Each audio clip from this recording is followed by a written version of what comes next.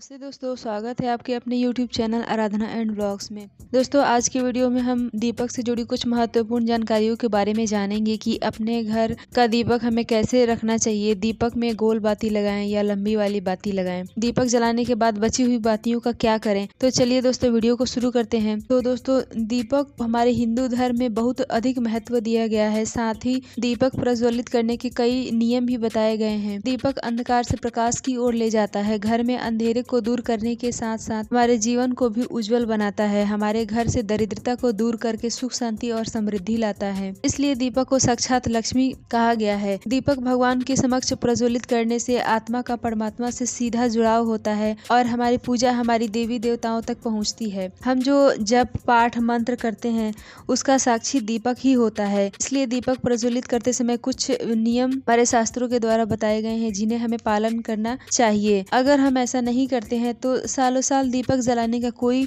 शुभ फल हमें नहीं मिलता है, उल्टे परेशानी और बढ़ जाती है। दीपक प्रज्वलित करने से हमारे घर की नकारात्मकता दूर होती है और घर के सदस्यों में मधुरता बनी रहती है। तो चलिए दीपक प्रज्वलित करने के नियम को हम जान लेते हैं, जिससे हमारे जीवन में शुभता आए। और हमारे शास्त्रों में सुबह पूजा के समय दीपक जलाने का महत्व बताया ही गया है। साथ ही साथ शाम के समय में भी दीपक जलाने का बहुत महत्व बताया गया है। शाम के समय दीपक का सही समय पर अपने घर के मंदिर में हमें प्रज्वलित कर देना चाहिए, जिससे माँ लक्ष्मी की कृपा मिलती रहे। शाम के समय हमें कम से कम 3 दीपक जरूर लगाना चाहिए अपने घर के मंदिर में देवी देवताओं के सामने। दूसरा है तुलसी पौधा के सामने। तुलसी के गमले के पास दीपक लगाते समय इस बात का विशेष ध्यान दें कि दीपक पौधा से दूर रखें।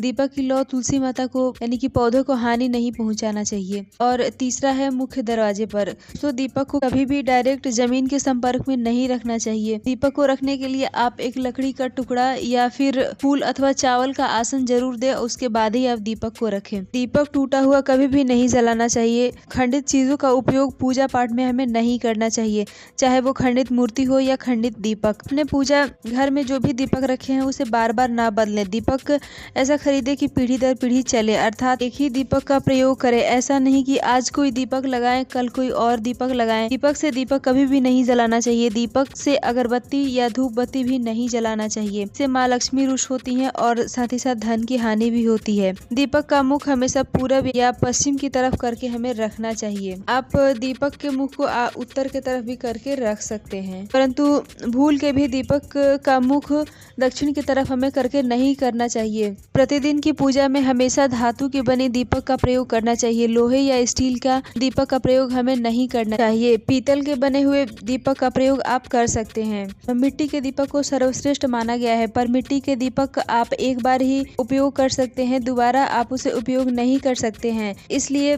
पीतल के दीपक रखें और उसे धो के इस्तेमाल करें। दीपक में कभी भी कालिख लगी हुई नहीं होना चाहिए और अगर लग गई है तो आप उसे साफ करने के बाद ही दीपक को जलाएं। सुबह पूजा में जलाई हुई दीपक की जो बाती बच जाती है, उसी ही बाती को शाम के समय कभी भी हमें नहीं जलाना चाहिए। पूजा करते समय दीपक में भरपूर तेल या घी डालें, जिससे कि दीपक आधे या 1 घंटे जरूर जले।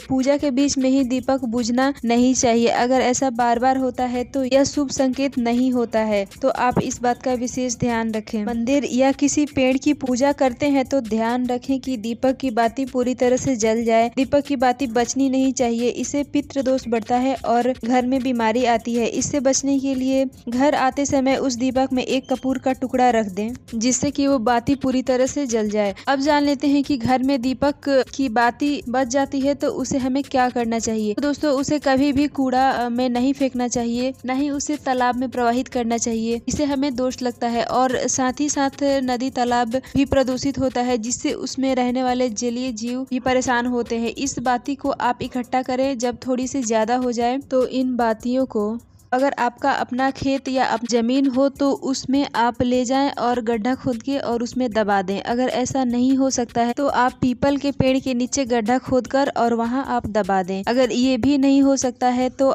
सबसे आसान उपाय है कि कोई भी पुराना दिया लीजिए और सारे बातियों की एक बाती बनाएं, उसमें थोड़ा सा आप तेल रखें और सारी बातियों को एक साथ जला दें। उसमें एक कपूर का टुकड़ा भी रख दें, जिससे कि पूरी तरह से वो बाती जल जाए। अब इस राख को आप किसी भी पेड़ के नीचे या फिर पीपल पेड़ के नीचे आप दबा दें तो यह किसी को नुकसान नहीं करेगा और आपकी समस्या भी दूर हो जाएगी। दोस्तों, इस प्रकार से दीपक जला के और उनकी बातियों का इस तरह से उपयोग करके आप अपने जीवन को सुख समृद्धि से भर सकते हैं। दोस्तों, आपको ये जानकारी कैसी लगी कमेंट में जरूर बताएं। अगर वीडियो पसंद आती है तो वीडियो को लाइक करें और चैनल को सब्सक्राइब करें। Thank you so much.